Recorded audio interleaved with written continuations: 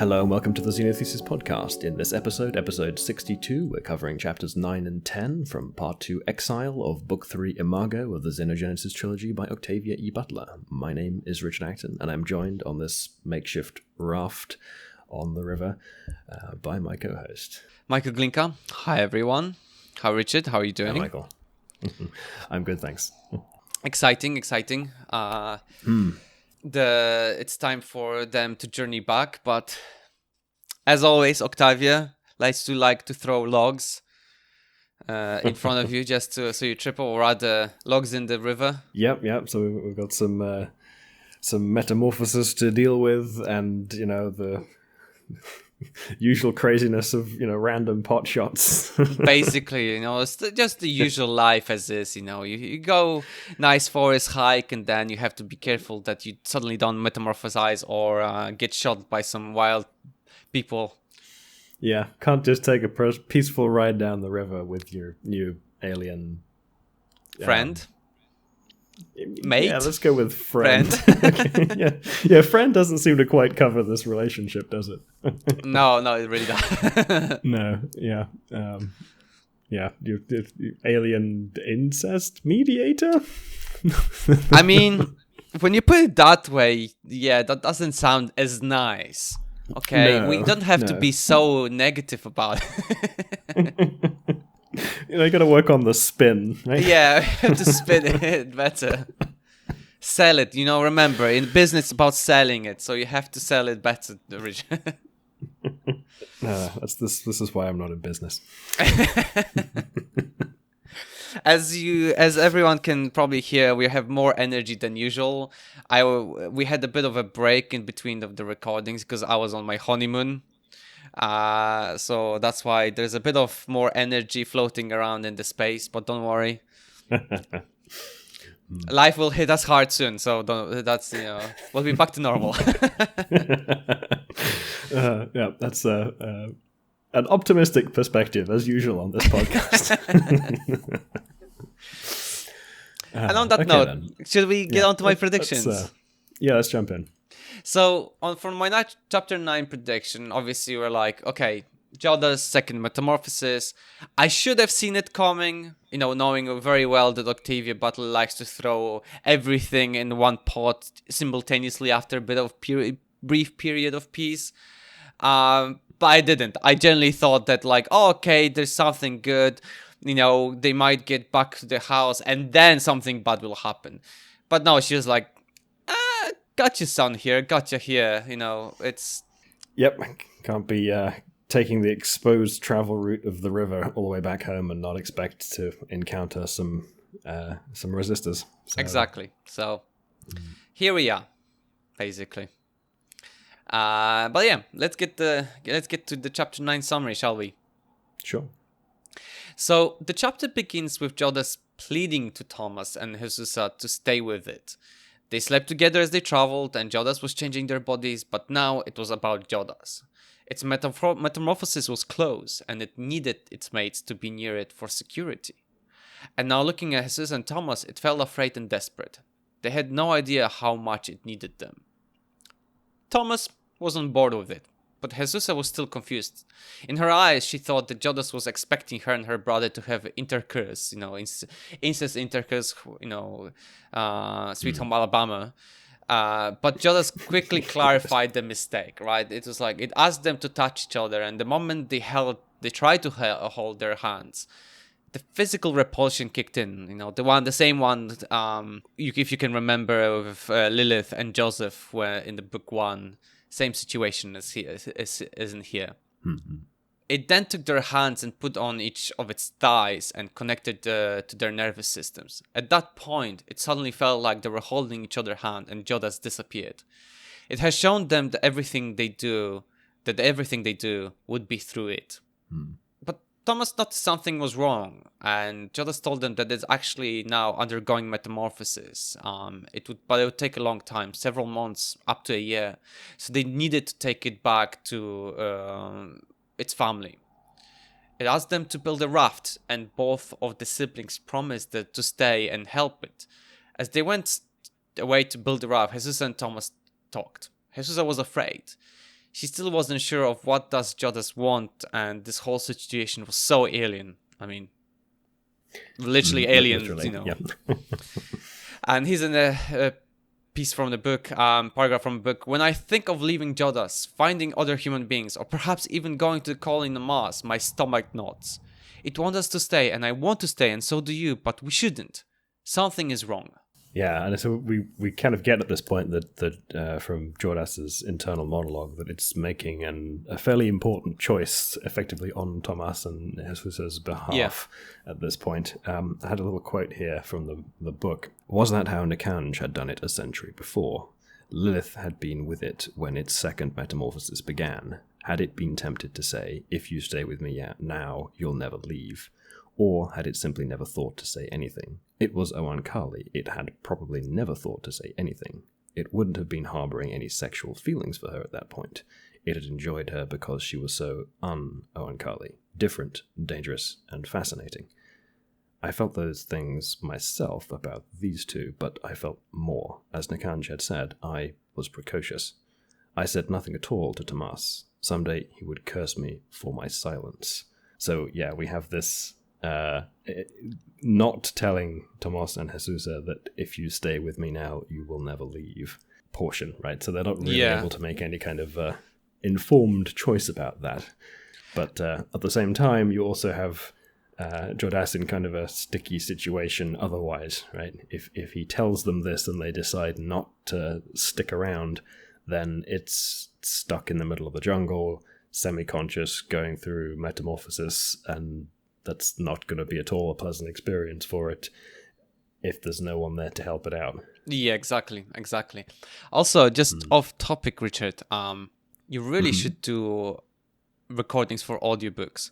Man, your voice is so good when you just I was like, I could listen to audiobook with your, with your voice. No, I have I have a tiny bit part in the at the end of the Harry Potter and Methods of Rationality recording. I'm one of the Death Eaters. But I kind of considered doing a couple of like web serial type things as audiobook stuff, but I've never really had the time. Right? I mean, knowing you probably didn't you're doing thousands of things. Adding extra one would just basically not be possible. I mean, the recording stuff is fun. I mean, it does get a bit wears on the voice a little bit, especially if I try and do a fun, sexy radio voice. Can you tell me the name of the actor who played Gollum? Andy Serkis. Yes. He. The reason why I mention him is because in his role of Gollum, he used to drink this concoction of honey, lemon. I think lemon, honey, and something else in that. And basically he would drinking hectoliters of it to preserve his voice, basically. Yeah. And so, yeah, there you go. It will just brew you like a cauldrons full of this liquid, and then you would be like recording like there's no tomorrow. To start putting like butter and honey in my tea. By the end of the recording, you would look like a beach ball. Yeah. Off topic. Going back. Absolutely. This is the same situation where Lilith wasn't told what's in front of her, right?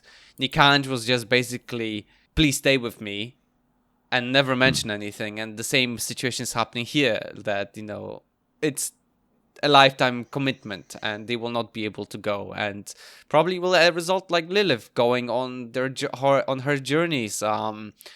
Every so often in frustration type of thing. Yeah, a sort of a bitterness associated with not really having had a proper choice in the matter. But yeah, that seems to be an ongoing theme with the Oankali. Yeah. So yeah, at that point, Jodas fainted. The sleeping process kicked in as the metamorphosis started. It frightened the siblings, but when they confirmed that Jodas is fine, they carried it to the bank where they where they're going to build the raft. After 4 days of building, because they never actually made one, and so that's why it took them a while to figure out how to do it. They weren't sure, what would work, and so they had to spend a lot of time learning how to control it with the long poles and paddles. After some time, Jodas awakened. Thomas immediately suggested something to eat, so Jodas pointed at a bush and asked for the leaves. They were toxic for human, but for construct like it, they were fine. I was a little suspicious about these leaves. There's a little quote here. So, eating can take my mind off other things. Ellipses, other things. So I was like, what exactly are these leaves that they're good enough to take your mind off other things? Hey, exactly. Although cocaine would make him even more hyper, so I don't know if it would take his mind off things, but hey, who knows? No, like cocaine and tobacco were the only things that kind of came to mind. Although cocaine's not like very dark green, it's fairly pale. Red berries. Tobacco. I still remember Gordon Ramsay going to wherever it was, Colombia, I think, and seeing the process of actually coke being made, and like, the hell, man. But yes, so the actual food, Jodas said the actual food should be eaten by the siblings, and it wasn't long when Jesus asked how do Oankali defecate. And it was really funny because it took a year for Lilith to... Or was it? It's again? I thought it was Thomas, not Jesus, but maybe... No, Jesusa. It was Jesusa. Jesusa, okay. Yeah, she was like, so actually, how do you shit and piss? That type of situation, literally quoting the book. And it made... Jodas laugh because it took a year for Lilith to ask Nikant the same question. And basically, long story short, is that they don't. They shed the waste in form of a dust, and liquid waste is removed in form of sweat. Yeah, and I was a little bit skeptical of this on kind of biology/physics grounds, in that it's difficult to be that perfectly efficient. And there's a lot of stuff that, like, if you're eating leaves, there's a lot of fiber. Like, you have to expend a lot of energy to break that down and reprocess it into something that you can, like, slough off as skin cells. Unless they have enzymes like herbivore animals that, can digest cellulose. Yeah. I just say, even then, there's quite a lot of expenditure of resources to do that, right? True. If it's just not giving you any nutritional value, you're expending a bunch of money a bunch of energy resources breaking down this stuff into smaller pieces, smaller sugars and whatnot. That's wasted energy. You're absolutely right, because for herbivore animals, like you can think of cows, it takes you spend most day of eating, or like most herbivores basically spend most day on eating just to get enough nutrition, but still it's you'd think that a being like a Jodas being like, yeah, I'm cool with just few leaves during metamorphosis, which would think that this is a high energy expenditure process. Because let's think of it like, a butterfly, caterpillar, metamorphosizing into a butterfly. Like, it's the same thing, but they have to eat to have enough energy to do that process. Yeah, need serious reserves to be sitting still, doing a whole bunch of molecular biology work without any new resource inputs, right? You got to build up to that. And the other thing is just like you're going to take in a bunch of excess stuff, right? Because what you eat is not going to be perfectly in proportion with what you're made of for the most part. Especially if you can eat more or less anything, right? Yeah. There's a subtle differences in the composition of humans and other plants and all the rest of it. So, like, you're going to have some waste material that you can't store all of it indefinitely, or you're just your mass will get too large to be practical.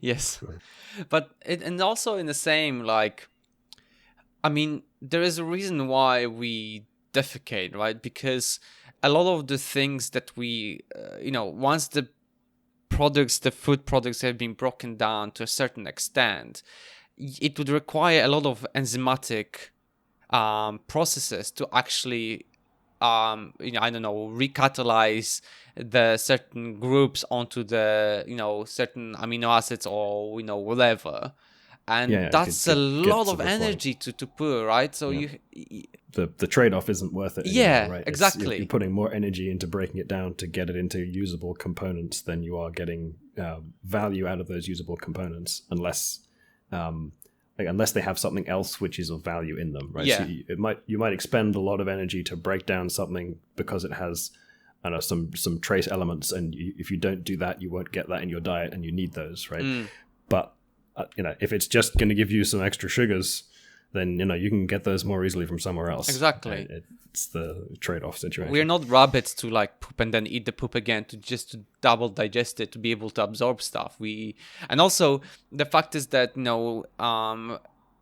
like let's say a vegan diet, skipping the reasons behind vegan, but a lot of like basically vegan people have to constitute for missing vitamins because, like for example, vitamin B28, 12, B12. That's often present in some meat products. I think. Yes, but it's not present in any of the.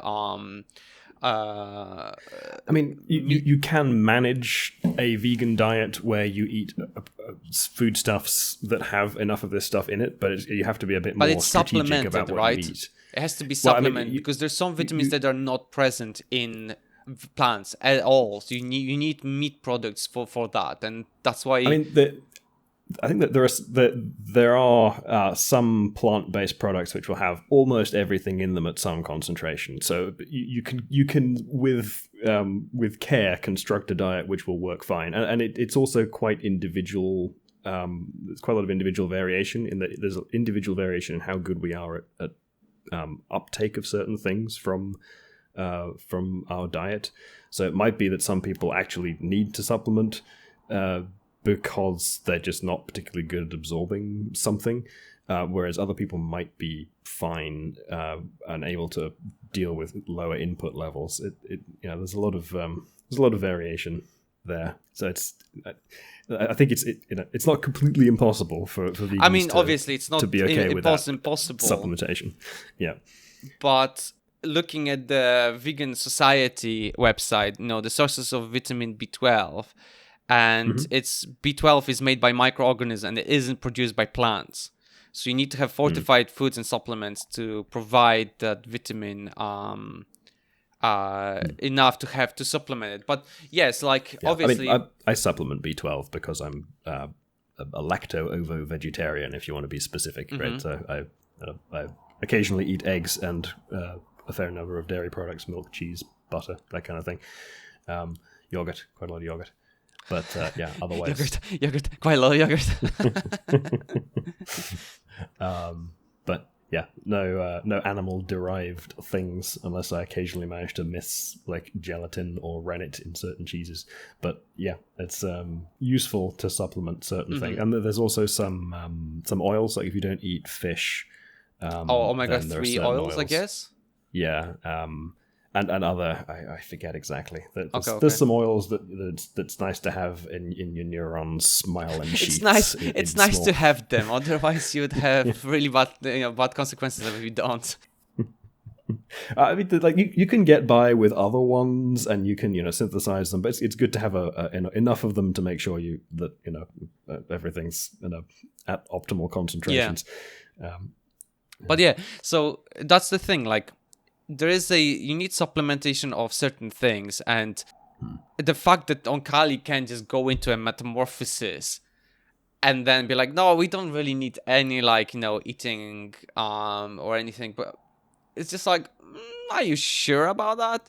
I mean, assuming they have sufficient onboard energy reserves, which if they're not expelling any waste, I assume they're just they've got some big fat reserves and some other stuff in there that they can draw on. But remember that when Akin fell into sleep for the metamorphosis, he changed his basically height even.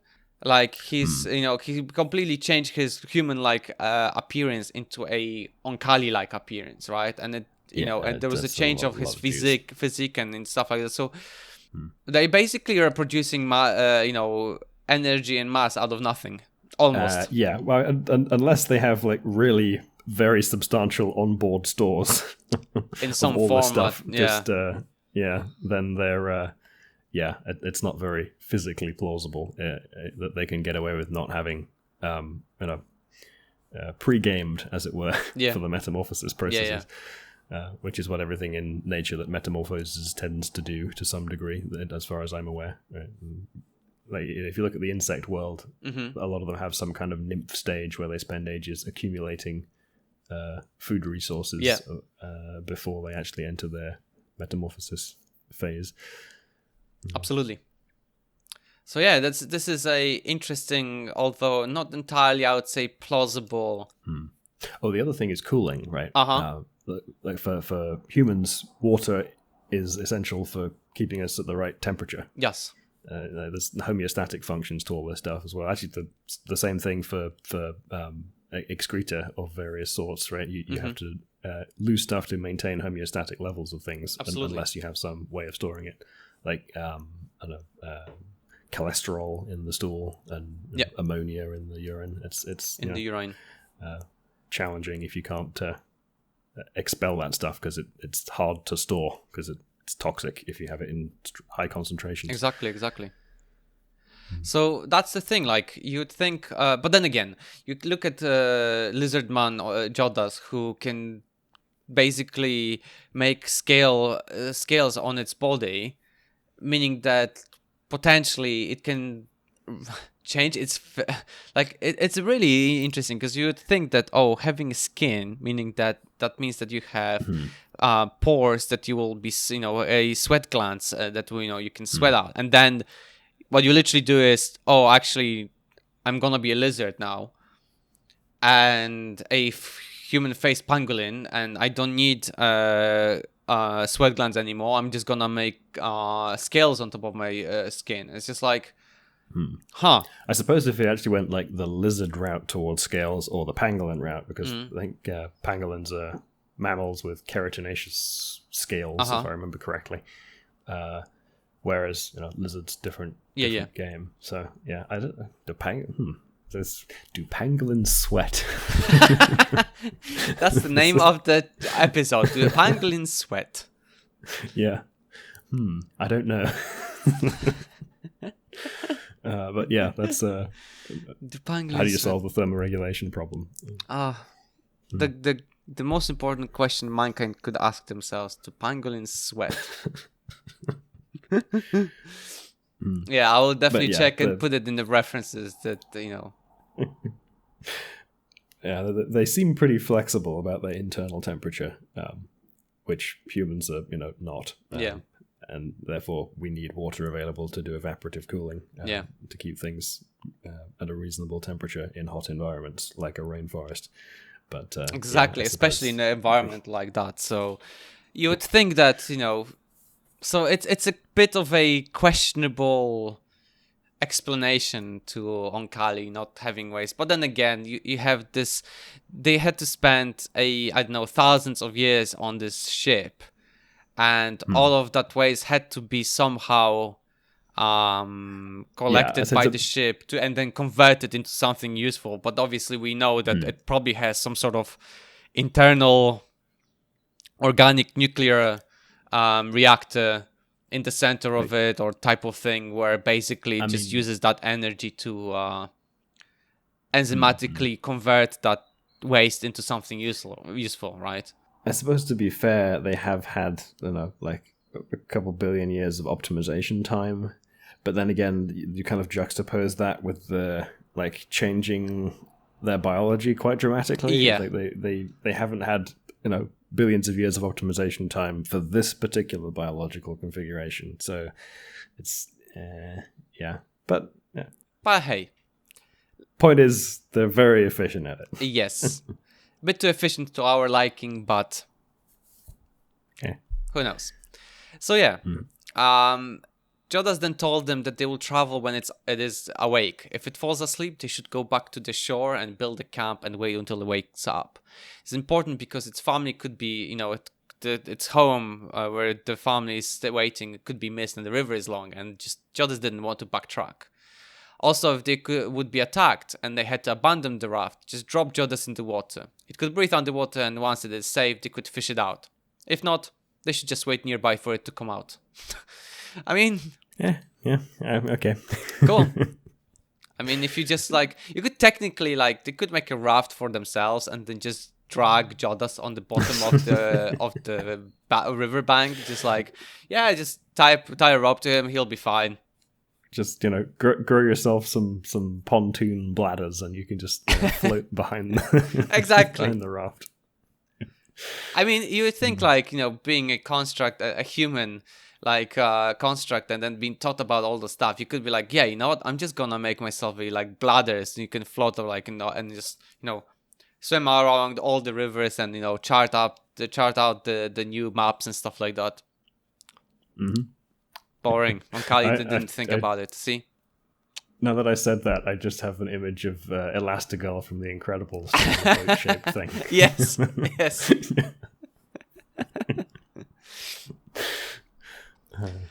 But yeah, the chapter ends with Jesusa still giving Jodas weird looks because she remembered that Jodas is hard to kill. But now she sat and fed Jodas some of the cacao pulp, and that's where the chapter ends. Yeah. And it was mentioned earlier that Jodas had showed her the cacao trees, so it gave her chocolates. Apparently she went out and found a bunch more and packed them along with the supplies. So seems like humanity discovered the power of chocolate again. Yep, and that's not changed. Humans like chocolate. Oh man, okay. The Aztecs had fun, didn't they, when they came up with this, like, with brewing the chocolate into like bitter drinks. A little bit of sugar in the chocolate is a nice extra, but and a more bitter chocolate can also be fun. I'm a man of sweet chocolate, the one that basically makes you like, you eat and you're like, I feel sick, but it was worth it. I usually only go with stuff that's 70% cocoa solids plus. Nice. Nice. Although I will have like a little bit of honey and some cinnamon if I do a hot chocolate. Oh, nice. That's nice. Yeah. Back to the book. Yes. Yeah, they mentioned chocolate and we got immediately. So yeah, let's get to my chapter 10 prediction. Yeah. So the trio continues the journey down the river towards Jodas' family, but as life gives, or as Octavia Butler gives, I still thought that the group will be attacked by resistance. There's just no chance, like, that nothing would happen. Yeah, it's we're set up for a journey down the river, so something's got to go wrong, right? Yes, it had to. Like, it was just too calm. Mm-hmm. So yeah, can't have a peaceful journey. Yeah. So yeah, chapter 10 summary. So the trio drifted on the river for days. Jodas couldn't help them with controlling the route because the only energy it was using to stay awake. It was helping them by spotting some sandbars but that was all the extent of its help. It also didn't mention the things that were underneath them, like water predators, because it knew they wouldn't be attacked by the animals, because they preferred, as the book described, more calm flow instead of the very quick river flow that they were using now to travel. Yeah, the carnivorous fish, was it? That I wasn't sure if it was just carnivore fish, but like it just generally said like carnivorous beings, like predators type of thing. So I thought maybe crocodiles as well, type of, I don't know, like. Yeah, probably. But they were attacked though by other humans. Twice Jodas noticed a group of humans by the bank and directed them away from the group. But the third time, it didn't not smell them in time. And what made it worse, they were actually spotted first. And the first shot, and the only thing that Jodas remembers was from that event is that it saw Jesusa falling and bleeding. Thomas was cursing, trying to get out of the range, while Jodas unconsciously crawled towards Jesus and locked onto her. It was unconsciously healing her, while itself was undergoing metamorphosis. Yeah, this is an interesting little section here, because we get explicitly that Jodas is basically sort of passed out unconscious, but it's still doing something, a bunch of this stuff, right? There's a lot of fairly complicated and yet still unconscious behaviors and processes going on. It seems as though, and we've kind of got a little hints at this before, that the Oankali are sort of able to offload a lot more complex a set of tasks to the equivalent of their like System 1 thinking, right? They do a lot more stuff without necessarily explicitly reasoning about it than necessarily humans can. Like the healing, and then even just the memory recording stuff they do, right? Where they're unconscious and not experiencing it in the moment, but when they come back, they still have a recorded memory of what went on, which is a useful ability to this kind of additional capability when unconscious. It's a bit like I know where you're driving somewhere and you just go where you normally go because you're not paying attention, right? Yeah, so and you're like, the autopilot damn it, I was supposed to go somewhere else. Yeah. You get like almost to your normal destination. You think, oh, hang on a minute, damn it. yeah. That's the that kind of feeling, right? Except in the Oankali could presumably potentially get that with a substantially more complicated and potentially consequential task. So the only thing is here, I thought to myself, the recording might happen because the Oankali have more ways to sense the world, right? They're like, this light sensitive patches that help to still see the world and stuff like that. So it's like, even if you're unconscious, when the way like think about in our perspective where we close our eyes, our eyes are closed and we can't see anything, and they're like, but we probably could hear something, obviously. When people talk about like recording that when they were falling unconscious they could sort of hear people. Here I think might be the same situation for the Oankali, but they have more like the tentacles and light sensitive patches, and who knows what else too, that would help them to record that sort of information.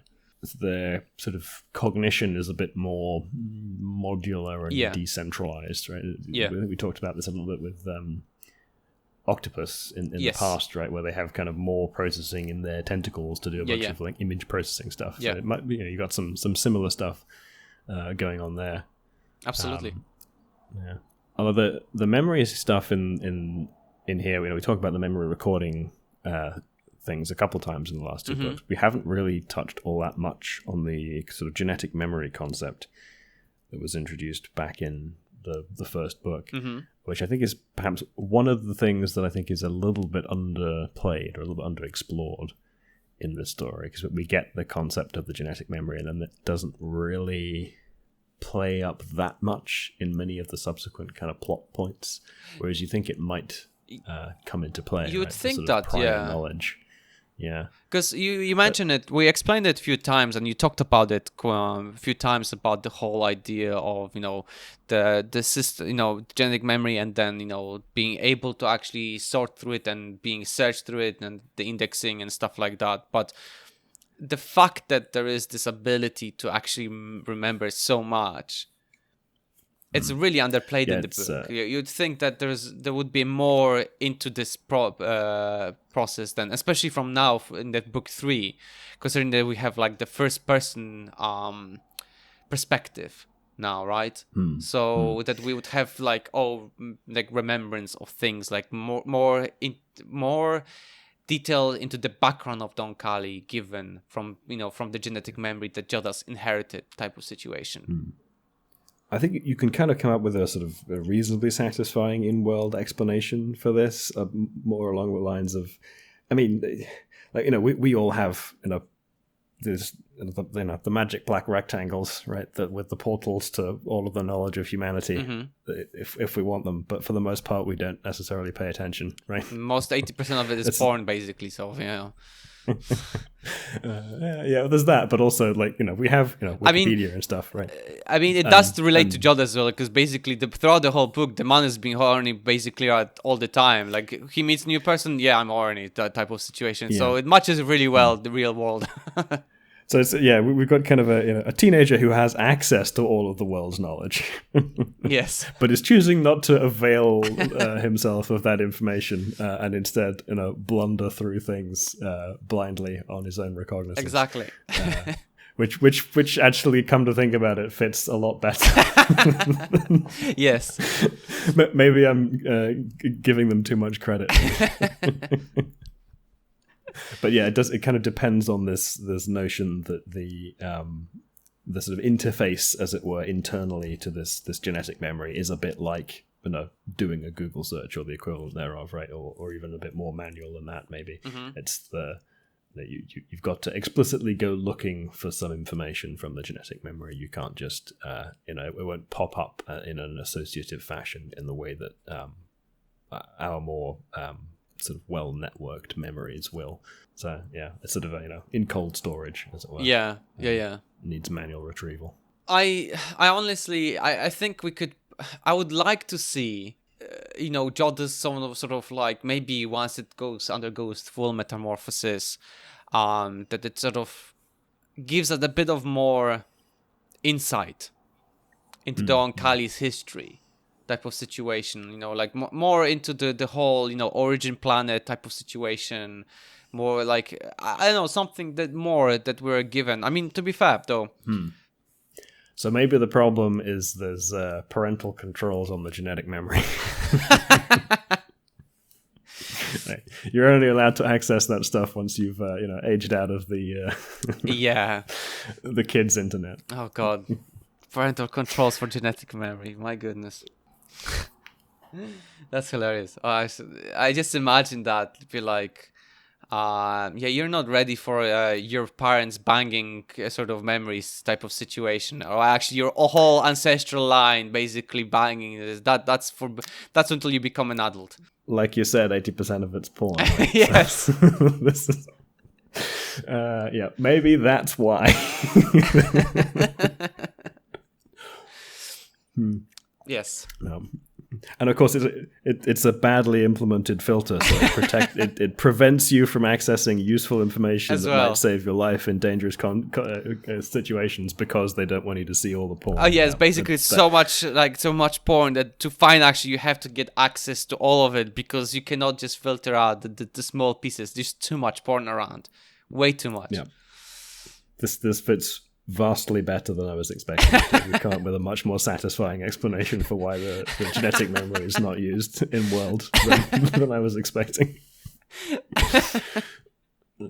Yeah. Oh God. Here we go. We've solved it. We all have been solved. Yep. You're welcome, Octavia. You're very welcome. Headcanon. But yes. Going back to Jodas and Jesus, here's a quote from the book. Her right kidney and the large blood vessels leading to it had been severely damaged. Her colon had been damaged. She was bleeding internally and poisoning herself with bodily wastes. Fortunately, she was unconscious, or her pain might have caused her to move away before I could lock into her. Thomas crawled towards them and asked if she's alive. Luckily, Jodas was fast enough to stop the bleeding. The only other thing it said was, home. Take me home. Jodas wasn't sure if it can save her. It couldn't keep the focus of our energy necessary to heal her, but at least it stopped the bleeding and the waste from her intestine poisoning her. It took a long time before it could focus on regeneration of the tissue. As the time was passing, Jodas almost missed the area they were supposed to stop. Yeah, we get an interesting little bit here from inside Jodas's head, in that it had a strong desire that Nikanj not touch Thomas or Jesusa, which is partly why it ended up like regrowing her kidney when it wouldn't have needed to regrow her kidney. Once it underwent full metamorphosis.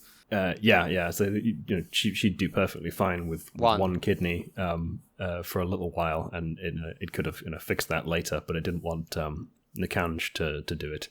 Oh my god, like, can you imagine being so jealous that, like, she'll be fine with one kidney, okay? One kidney. I will fix it later. Yeah, but it would make sense to do the fix it later bit, right? Yeah. It's that she would be fine with one kidney, and he's, like, out of energy and resources and kind of trying to maintain focus to fix her up. So, but he does that anyway. Yeah. Sort of unnecessarily. Yeah, and he does. But I just imagine Nikanji's reaction is like, Jodas, you were supposed to fix Jesus' kidney. Dad, I will do it later, okay? I know it. It's on my plan. I will do it, okay? Just later. I'm busy right now. Yeah. It's an odd one. I think that that's another one of those kind of products of the like low level processing sometimes, in that, they have these sort of like emotional reactions to things, and then they're not necessarily like fully conscious. So the decision making gets affected by their jealousies and whatnot, when they're not having a bit more executive control, which makes sense. Right? Yeah, it fits with the way human brains work too. Yeah, absolutely. Yeah, it's interesting how but the thing is, right, they said that once you mature, right, the chance of the adult Oankali stealing your mates is very low, and obviously Nikanj would not steal it. Jodas's mate. So this sort of jealousness is quite severe, right? Do you think, like, yeah, I mean, I think it probably at this point in time it's a bit, well, because it's in this metamorphosis phase, I imagine that post metamorphosis this wouldn't be as much of a psychological problem. Yeah. But because it's still on this border between the sub-adult phase where the jealousy kind of makes sense, because it can't sort of it can't make the bonds permanent in the sub-adult phase, so it has to be jealous of its partners in case someone else comes along and steals them away from it. But once it's in the adult phase, it has that capacity, so the jealousness no longer makes sense. Yeah, absolutely. But yeah. Basically the chapter ends here with luckily Jodas the scent of the home made Jodas awake enough to get Thomas's attention and tell him to hit the shore, and the chapter ends with Thomas moving them off on the raft to the land. Thomas asked if Jesus will be fine, and yes, she'll be, but Jodas' family needs to get them to help it. And the last thing was Thomas helping Jesus off the raft and finding a bullet that shot her and then throwing it away. Yep. So Jesus is going to be fine. Shot through the gut and the kidney, but all good. Regenerated and So yeah, should we get to the chapter 11 prediction? Sure. Yeah. Now we're home with the Oankali family. Well, almost there, right? So we have 2 chapters left in this part, and for my chapter 11 prediction, the journey is finally reaching the end. Like, Jodas' family coming to the collective and take care of Jesus and the metamorphing Jodas. Hopefully nothing else going to happen, but who bloody knows? Because, Octavia likes to throw a nuclear weapon at your head just for fun, so... Hey. Okay, yeah. So you're expecting something to instigate some new. I mean, at this point, I would be a fool if I didn't.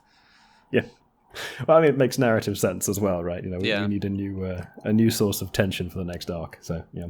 But I feel like that the next 2 chapters is going to be more of like finally, Nikanj and his Jodas' family finally find them on the shore, take them back, help move Jodas, and then basically Nikanj going a bit crazy, realizing that, and actually Liv also going crazy. Well, actually everyone going crazy, finding that there's humans that actually have not been touched by the Oankali and they can reproduce type of situation. Yeah, that could be an interesting one, right? So I suppose we might find out. There's the whole Oankali reaction to that human village. What do you think they might?